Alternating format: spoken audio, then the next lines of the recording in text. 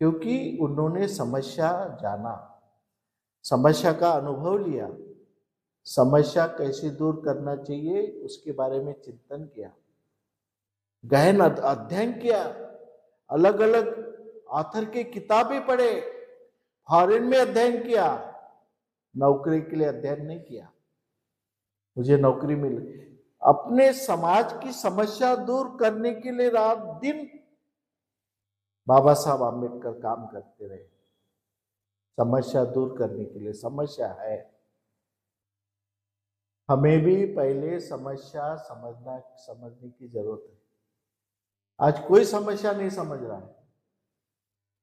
Collector होगा, वो अपने कुर्सी पे बैठा है, अपना घर में ये कर रहा है, गाड़ी से जा रहा है, भाषण देने को बुलाओ तो भाषण दे देगा, वो ऐसा करना चाहिए, वैसा करना चाहिए।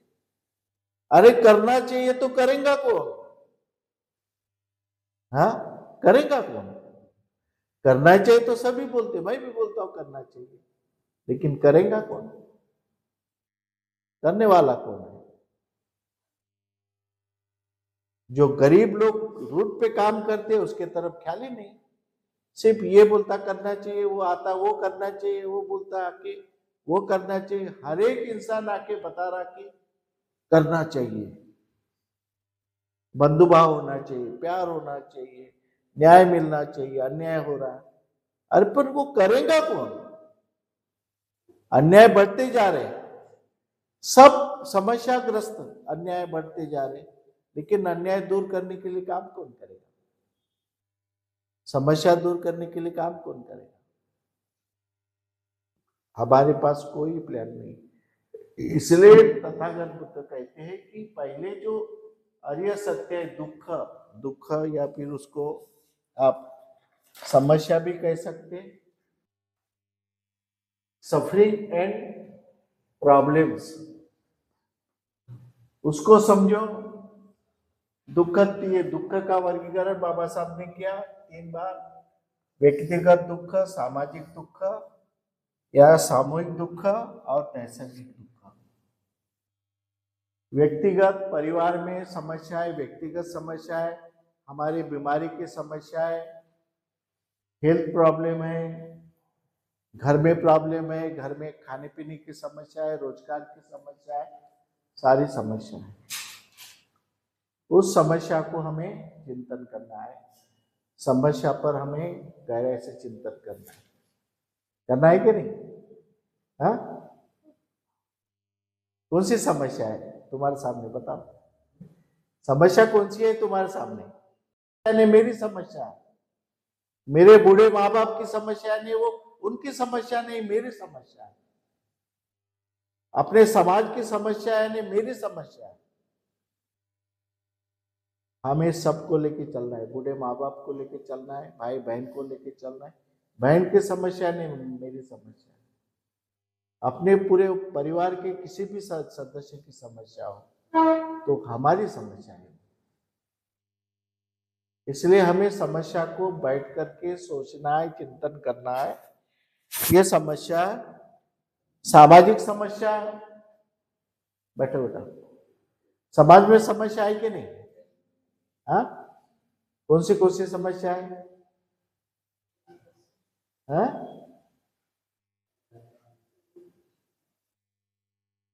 नहीं, तुमको सर्च करना पड़ेगा। You must be search, you must be find out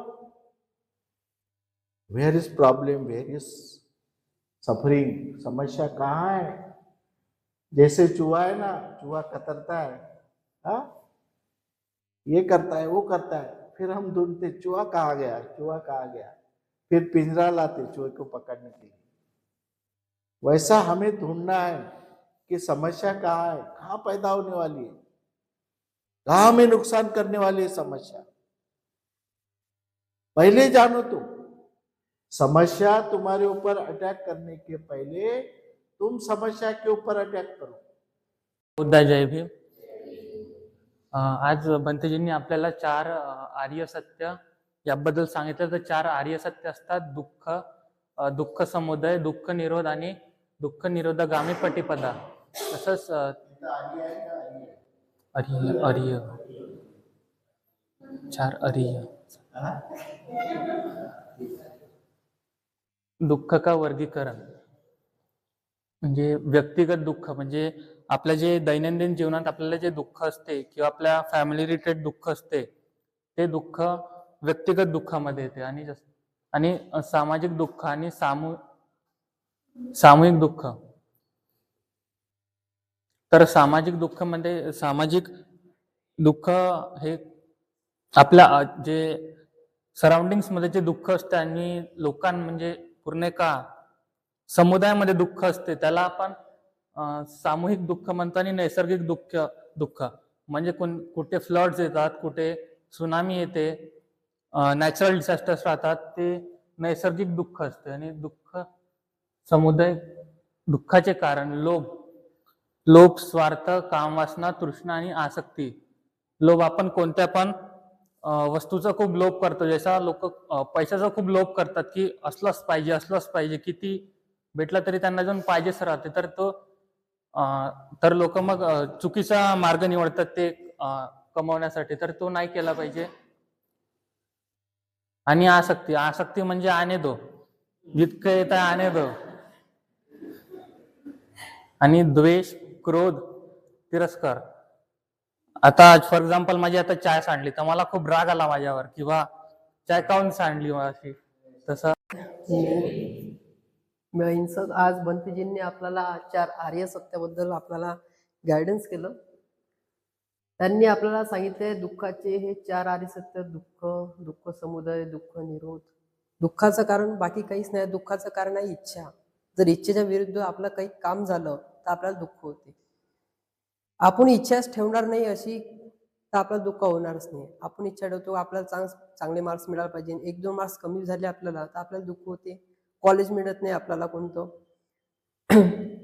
आपल्याला इच्छा असते, तेच इच्छा म्हणजेच आपलं दुःख असते. त्यानंतर दुःखाचं वर्गीकरण केलं आहे म्हणजे व्यक्तिगत दुःख, सामाजिक दुःख. इच्छा पाहिजेच, आशा पाहिजेच. आशावर इच्छावर तृष्णा म्हणजे अतिरेक. आपल्याला जसं जेवणाची इच्छा पाहिजे परंतु अतिरेक जेवण. जसं जिलेबी मिळाली, एक ठीक आहे, 2 ठीक आहे. अतिरेक पण 5-6 मिळायला पाहिजे. जे अतिरेकपणा असते ज्या गरजा आहेत, नीड्स, ज्या गरजा आहेत त्याला इच्छा म्हणून. ज्या गरजेच्या पलीकडे ज्या माणसाच्या तृष्णा असतात त्याला तृष्णा म्हणतात. अच्छा, ठीक आहे. सॉरी, बंतीजींनी सांगितलं आपल्याला. सामाजिक कारण असते, काही सामूहिक समस्या असतात, लोकांच्या ग्रामपंचायतीमध्ये समस्या असतात, म्युन्सिपाल्टीमध्ये समस्या असतात.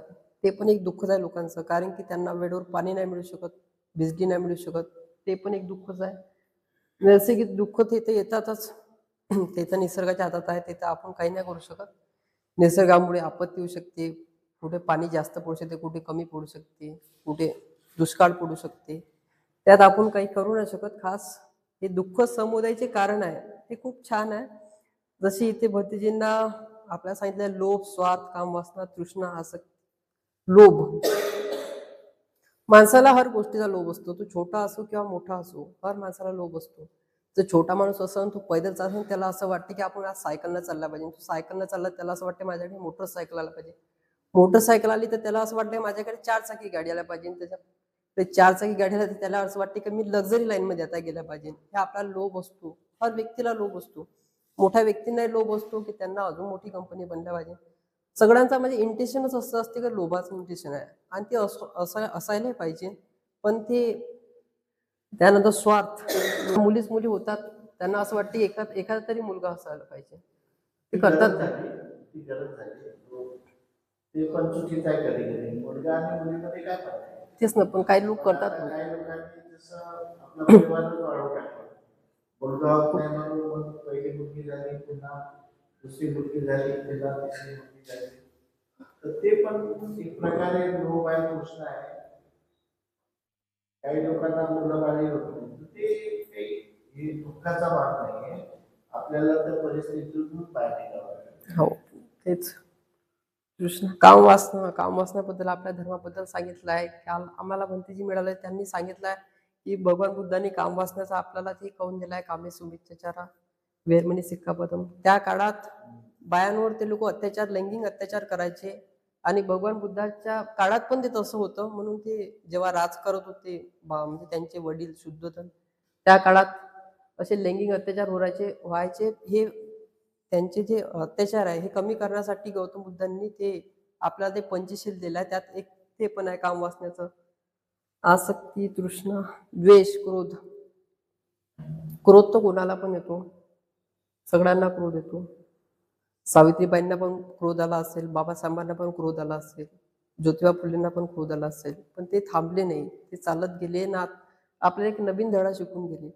सावित्रीबाईंना पण लोक शेण फेकून मारायचे, टमाटर फेकून मारायचे, त्यात त्यांचं दुसरं लुगडं घेऊन चेंज करून मुलींना शिक्षण देत होत्या. त्या थांबल्या नाही.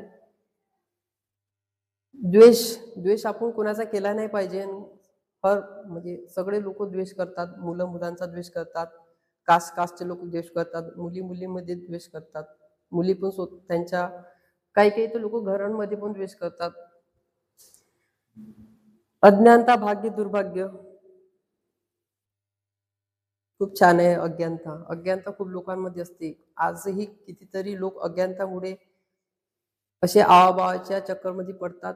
त्यांना मुलं बाळ होत नाही कारण की त्यांचा अज्ञानता. काही शिकले सवरले पण याच्यात. आपण असं नाही म्हणू शकत की जो शिकला सवरलाय का तो विद्वान आहे, तो अज्ञान नाही आहे. तो पण व्यक्ती अज्ञान आहे. ते जातात आवाबाकडे, ते सांगतात, त्यांना अंगार देतात. स्पेशली माझी काय प्रोसेस आहे, कशी तुम्हाला मुलं बाळ होईल, जा की याच्यामध्ये काही सायन्स नाही. ते अंगारा देऊन त्यांना काय होणार आहे, ते एक प्रोसेस राहते. आणि ते त्यांचे जेव्हा आपल्याला ते जेनेट्स मिळतात तेव्हा ते कुठं होतात. काही लोकांना दुर्भाग्य वाटते, त्यांना मुलं बाळ होत नाही. काही त्यांच्यात काही डिफॉल्ट राहू शकते, ते जात नाही दवाखान्यामध्ये, ते असे आवभावामध्ये जातात. त्यालाच आपण अज्ञानता म्हणतो. आधी दुःखाचे घटनाचे कारण मान.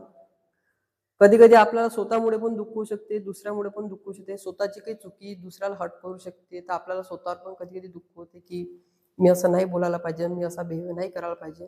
करतो आपण घरी कधी कधी, पण आपल्याला त्यानंतर रिग्रेट पण होते की मी असं नाही बोलायला पाहिजे नव्हतं आईला, मी पप्पाला नाही बोलायला पाहिजे नव्हतं. पण ते आपण बोलून देतो कारण की आपला कंट्रोल नाही राहत. हेच आपल्याला धम्म शिकवते. पण आपण ह्या गोष्टी, छोट्या छोट्या गोष्टीला आपण इग्नोर करून टाकतो. तेच आता आपण इथे शिबिरमध्ये शिकत आहोत. मला तर असं वाटतं खूप काही चेंज होऊन जाईल थोडा बहुत तरी. घरी नैसर्गिक प्रक्रिया, याचं दुःख तर सांगितलंच आहे. Natural disaster, rainy season. ठीक आहे. जय मराठी विकार आहे. मनुष्याचा लोभ जो एका माणसाच्या मनामध्ये हावी झाला, हे लोभ असेल, बरोबर सांगितलं, लोभ हे बुद्धाने सांगितलं का इट इज द कॉमन. याला विकार नाही म्हटलं. लोभ राईट थोडासा फेस काही, परंतु हे जेव्हा अति होतो, जीवनाच्या कोणत्याही लोकांना अति दुःख झाला तर मग ते हे जेव्हा आमच्या मनाला घेऊन टाकते. या सगळ्या गोष्टी आपलं मन आहे, हे मन आहे. मी तुम्हाला ते नंतरच्या सांगतो. या गोष्टी मनाला घेऊन टाकतात, तेव्हा दुःख निर्माण होते. दुःख निर्माण होत नाही. थोड्या बहुत लोकांनी काही दुःख निर्माण होतं मनुष्यबुद्धीनं.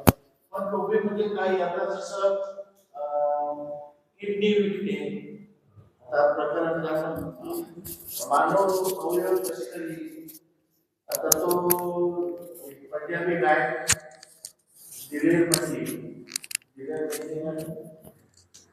तो फार एकदा लोकांना नेत होता आणि त्याला त्यांचे कसे मानव कसे त्यांचे पूर्ण माणसाला त्याचे अवयवाचे कसे आपल्या खूप काही लोकांना घेऊन गेले मोबाईलला घेऊन गेले, त्याला त्यांनी सोडून दिलं. मग त्याला बरोबर त्या दुसऱ्याच्या हवाली केलं आणि हा निघून गेला. म्हणजे आता निघून गेला. तर मग त्याला त्या दुसरा माणूस भेटला, का झालं काय, तुला मदत करतो. त्याला घेऊन गेलं, त्याला व्यवस्थित घेऊन गेला, डॉक्टरकडे घेऊन गेलं, व्यवस्थित करून त्याला त्याची किडनी ऑपरेशन झाला. मग त्याला सोडून दिलं रस्त्यावर. तू घरी आला. घरी आल्यानंतर काही दिवस झालं खूप चालते त्याचे अति लोभ आहे, द्वेषाचा थोडा बहुत भाव ठीक आहे, पण द्वेष मर्डर करेपर्यंत मर्डर कशामुळे होतं? द्वेषामुळे.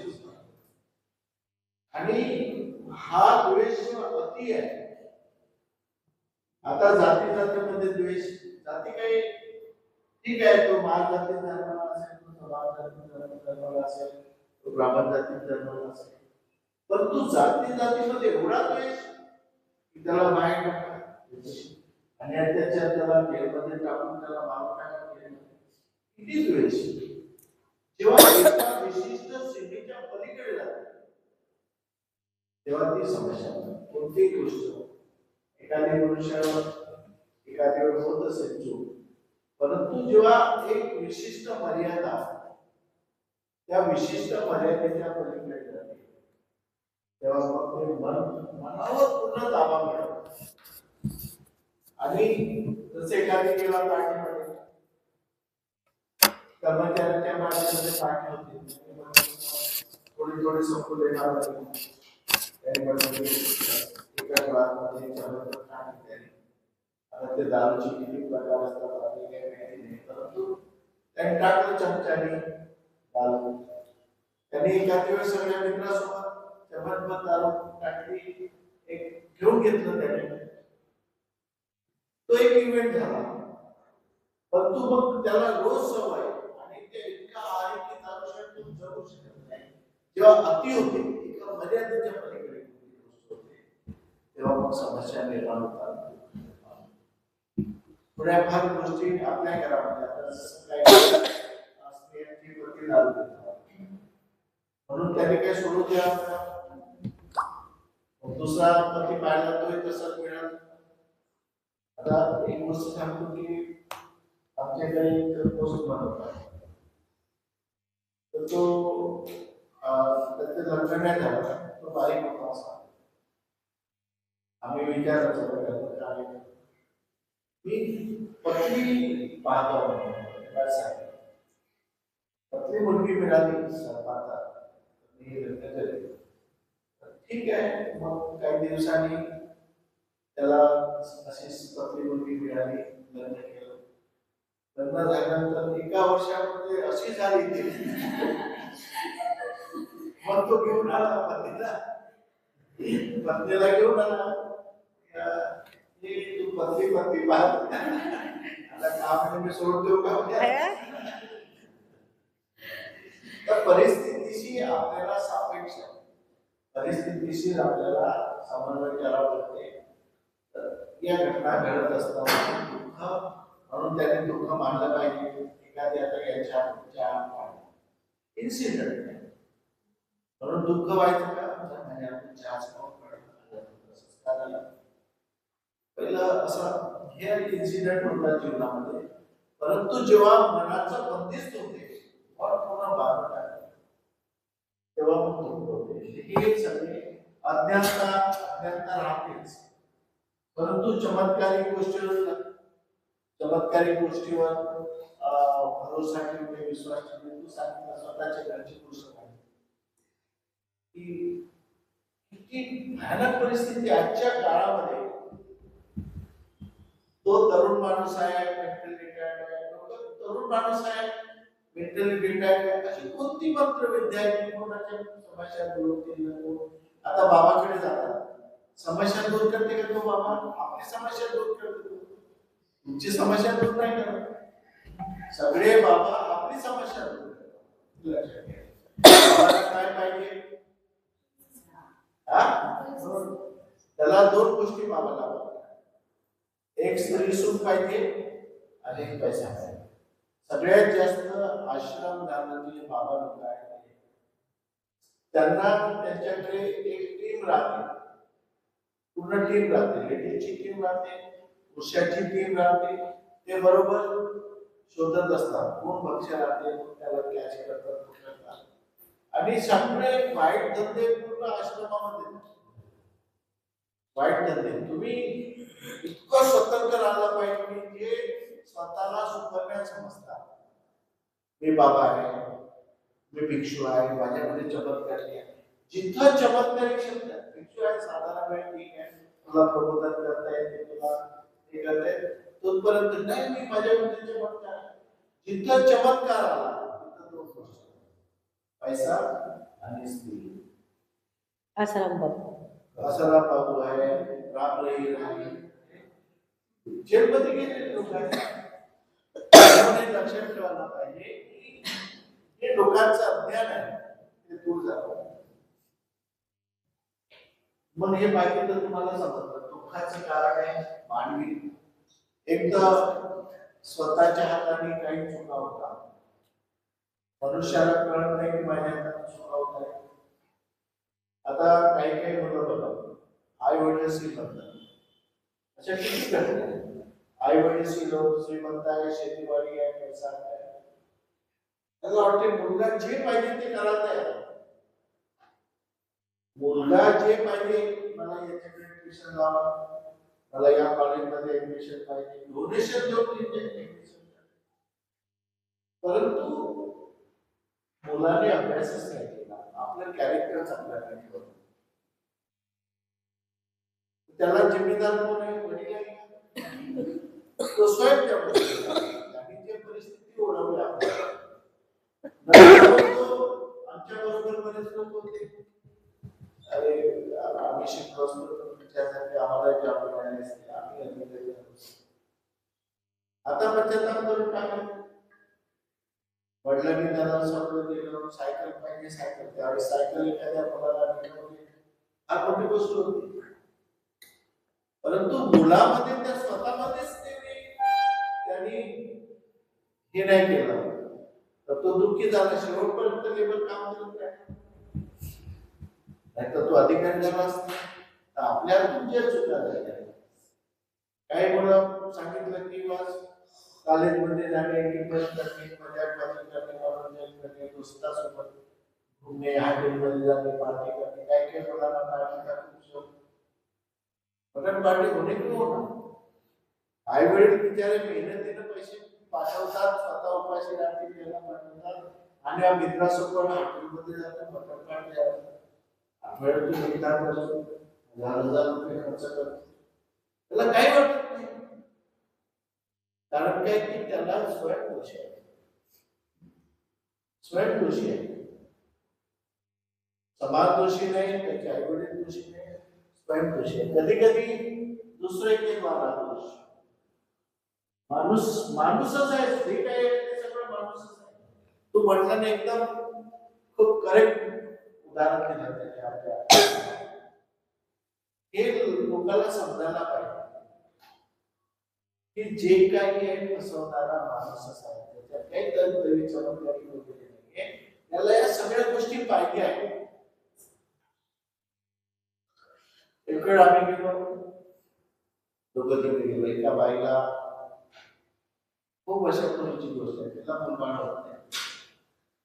मग एक बाबा फेमस होता, मौर म्हणजे मुस्लिम मौर.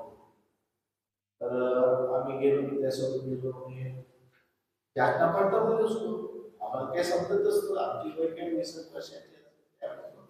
आणि त्यावेळेस किती अंदाज एवढं जागृत समाज होता. आता तर लहान लहान मुलांना सगळं समजतं, त्यावेळेस आम्हाला काही समजत. मग आतमध्ये घेऊन गेला, तू बंदर नाही आ सकते हो. त्यांनी आम्हाला बाहेर बसायला लावलं. वो सिर्फ उसको भेजो बोला, उसकी जांच करना पड़ता है, करना. गेला 1-2 तासाने ती बाई आली, घरी पूजा झाली. कोणती पूजा की होतो? पंढरपूरला एक बाबा होता, आम्ही स्वतः त्याची हे केले. तो पंढरपूरला काय करत होता, ते पंडित लोक विशेष पूजा पाहिजे का असे म्हणत होते. नाही, विशेष पूजा. वर मूर्ती राहायची आणि खाली एक तळघरात मूर्ती राहायची. प्रत्येक मंदिरामध्ये पंढरपूरला तळघर राहायची. आणि तळघराचा रस्ता पूर्ण इंद्रायणी नदीला मिळाला अंडरग्राऊंड. आम्ही पाहिलेले आहे. तिला आतमध्ये घेऊन जायचे, तिचे दागिने उतरवायचे, तिचं हे करायचं, बलात्कार करायचे, सोडून द्यायचे. नाही तर मग नदीमध्ये तिने विरोध केला गेला, तिचा मर्डर करून नदीमध्ये सोडून देवाला प्रिय झाली बरी यायची. नाही, एकदा एक इन्स्पेक्टर होता, त्याची पत्नी, तर ते म्हणे विशेष पूजा करायची आहे. ठीक आहे, आपण जाऊ विचार. तर ती आतमध्ये गेली, तिचे सोने वगैरे सगळे विरोध केला असता, तिला मर्डर केला. हा लगेच इन्स्पेक्टर असल्यामुळे त्याने पोलिसांना बोलावले, ते चेक केलं, अंडरग्राऊंड गेले, तेव्हा सगळं भांडाफोड झालं. अशा पद्धतीने जिथं अंधविश्वास आहे तिथं स्त्री आणि पैसा दोन गोष्टी आहेत. म्हणून हे जे आहे मानवी जबाबदार असते, प्रत्येक गोष्टीला मानव जबाबदार आहे. ईश्वराचं नाव घेतात, चमत्काराचं नाव घेतात, चमत्कार नाही, ईश्वर परमेश्वर नाही. हा जो सगळा जो खेळ आहे मानवाचा, आपल्याला शेड्यूल कास्ट बनवलं, जातीवाद केला, आपल्याला हे सगळं मानवाचं आहे.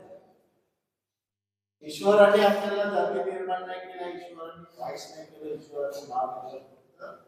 परंतु हा मानवी खेळ नाही, आपल्याला समजून घेतलं पाहिजे. आणि नैसर्गिक प्रक्रिया जी आहे, बाबासाहेबांसारखे टॅलेंट माणसाचं निर्माण झाले, तर नैसर्गिक प्रक्रियेला सुद्धा आपण आता थंडीमध्ये खूप थंडी राहते, आपण स्वेटरची निर्मिती केली, थंडीपासून संरक्षण केलं. बर्फाळ जातो, आपण जोड्याची निर्मिती केली, जोडे आपण भात केलं, मोठे मोठे कपडे शिवले, चांगले सलामचे घर बांधले, पावसापासून आपण हे केलं. निसर्गावर आपण मोठमोठे डॅम बांधले, पूर यायचे डॅम बांधले, त्यामुळे पूर थांबले, लोकांनी शेती केलं. तर या सगळ्या समस्या मनुष्य दूर करतो. मनुष्यामध्ये ताकद आहे आणि मनुष्याने समजून घेतलं.